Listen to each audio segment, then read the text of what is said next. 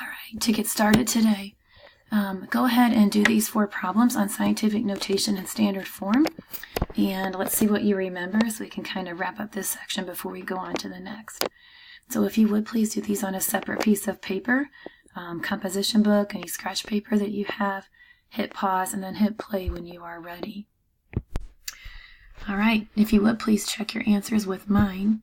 The first one, 5.1 times 10 to the 6. Remember that you have to make this number here a number between 1 and 10. The exponent here is found by how many places you would move the decimal point to get the decimal point in between the 5 and the 1. So remember that the decimal point is at the end of a number, we just don't write it. And then we would move it 1, 2, 3, 4, 5, 6 places. This decimal point here, we would have to move over 1, 2, 3, 4, 5, 6, 7 places to get the decimal in between the 5 and the 6. The standard form is just the reverse of that. So number 3 is 6.7 times 10 to the 5th power.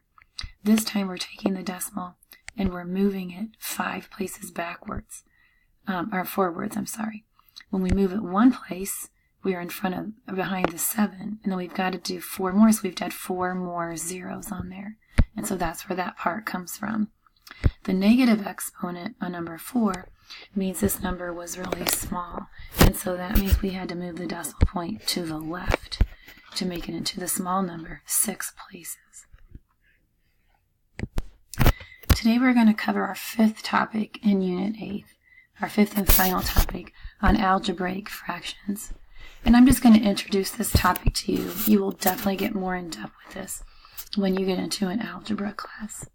And just to kind of get the idea started, we're just going to look at numbers and see how simplifying a fraction works with numbers, and then we'll apply that same idea to algebra. So have your purple packets out, and please be at page 19 so that you can take some notes and follow along.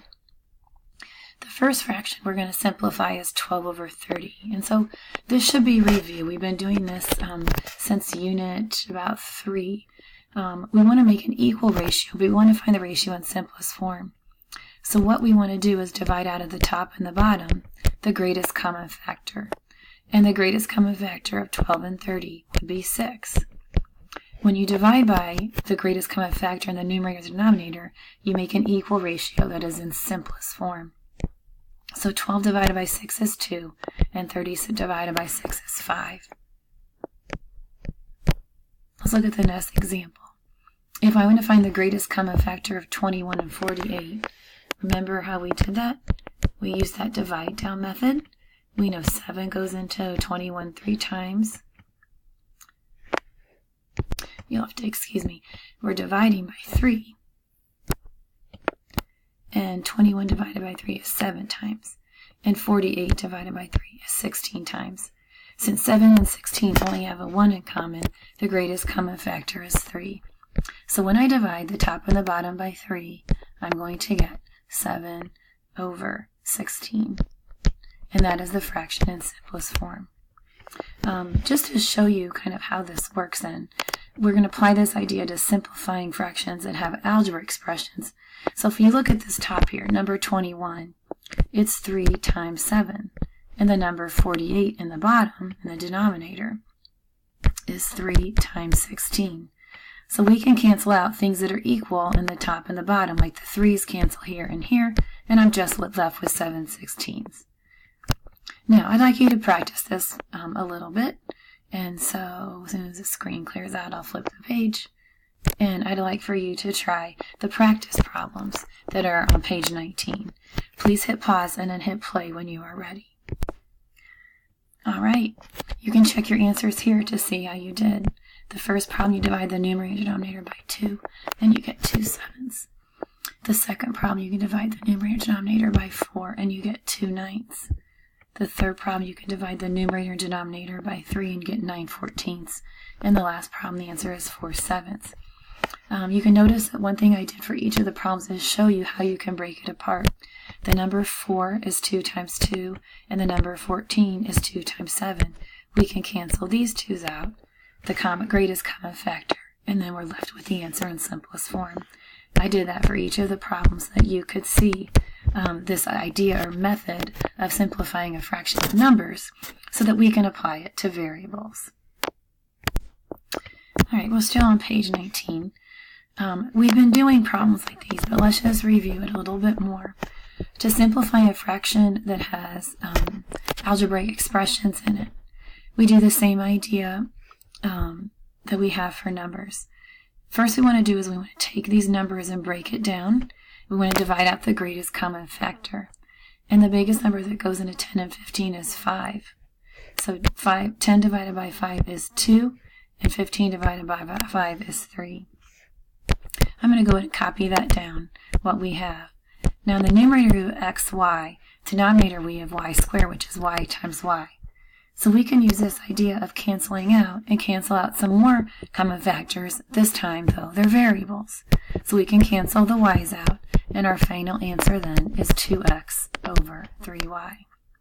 So remember we've talked about matching up these letters and looking at them. If I have one y in the top and 2 in the bottom, the 1 in the top is going to cancel with one of the ones in the bottom. I'm left with one y right there in the bottom. All right, again, this should still be some review. And if you would, please turn to page 20 at the top and try these two problems here. Hit pause and then hit play when you are all ready. Well, hopefully you did okay on these, since these are still review. But here are the answers. The final answer for the first one is 1 over 4b, and for the second one is 2 over 1c. You do not need to have the 1 written right there, but if you do have it, it's not wrong. If you notice what I did is I broke it into parts. First, I simplified the numbers like we usually do. The 6 over 24 gives you 1/4. That's where this part came from. And the 12 over 6 gave me the 2 over 1. Variables, I expanded them out so you could see the cancellation process to see how the variables ended up. Now we're going to apply this to something that's just a little bit trickier. I'd like you to think about something. Are these two expressions equal? 2 plus 1 plus 3 all over 6, or 2 6 plus 1 6 plus 3 6? Take a minute and think about it and evaluate them.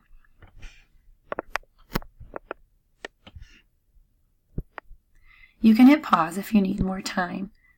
If you are ready to go, then let's continue. So if I look at this first one here, if I add up the numerators, 2 plus 1 plus 3, that gives me 6. I'm left with 6 over 6, which is 1. If I look at the second one, 2 6 plus 1 6 plus 3 6 is also 6 6, which is 1. So the answer is yes. These two expressions are equal. And so we can use this idea to simplify an algebraic fraction that has a bunch of things that are either added or subtracted across the top. What we can do is we can take each number in the top and put it over the bottom to make separate fractions that we could simplify. So let's apply this idea to some algebraic fractions. All right, we're on page 19, lower right. We're going to simplify this algebraic expression.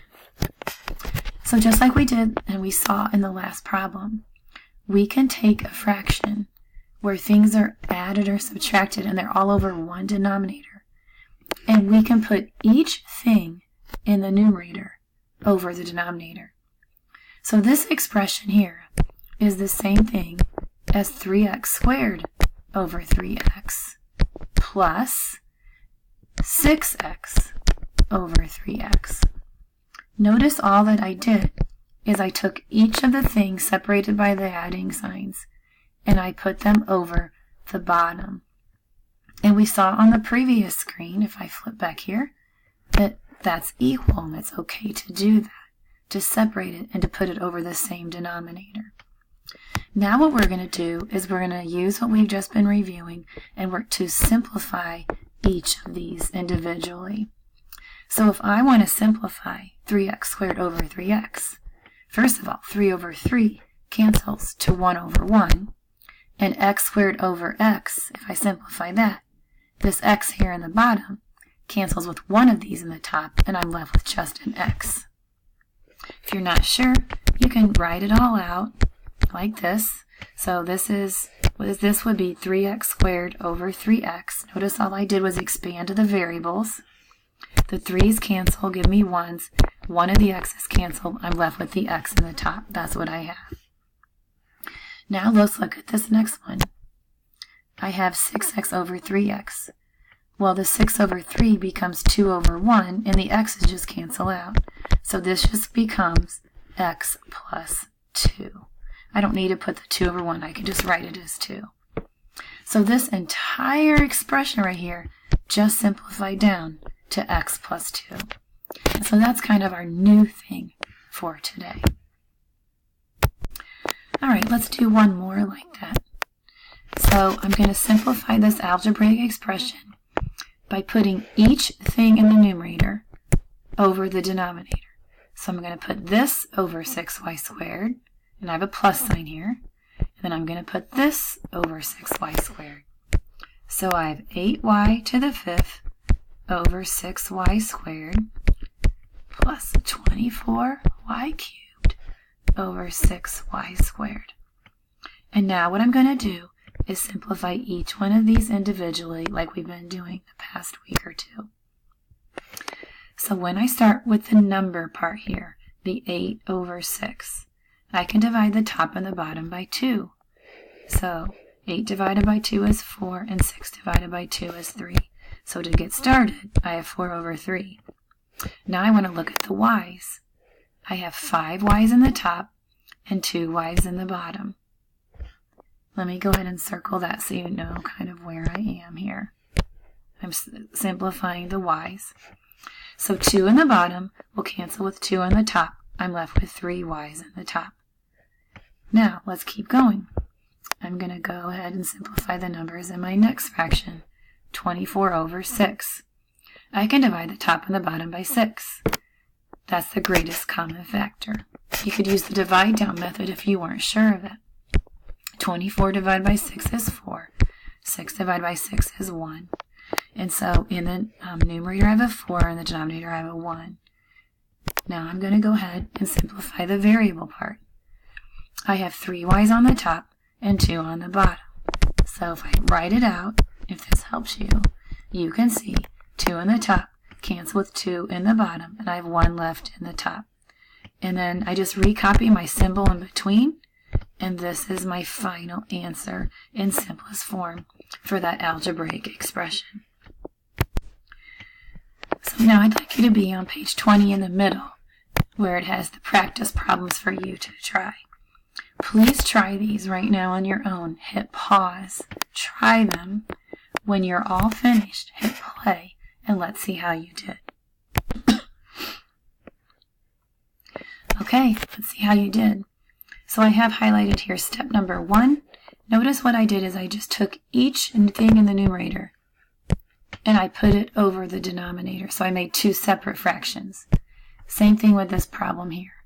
I just took each thing in the numerator and I put it over the same denominator. The second step, step number 2, is to simplify each of those algebraic fractions individually. And so I made 8 over 2, 4 over 1, and one of the x's in the bottom canceled with 1 in the top, and I have 2 x's left in the top. 6x over 2x becomes 3 over 1 by dividing the numerator and denominator by 2, and the x's cancel out to make this my final answer, 4x squared plus 3. And then you can see the second fraction, or the second problem, how each of the fractions simplified down.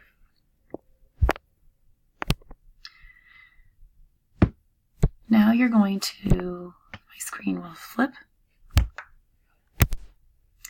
Now you're going to be doing a worksheet on simplifying algebraic fractions to get some more practice in this. You're welcome to go back and watch the video to review some of the steps.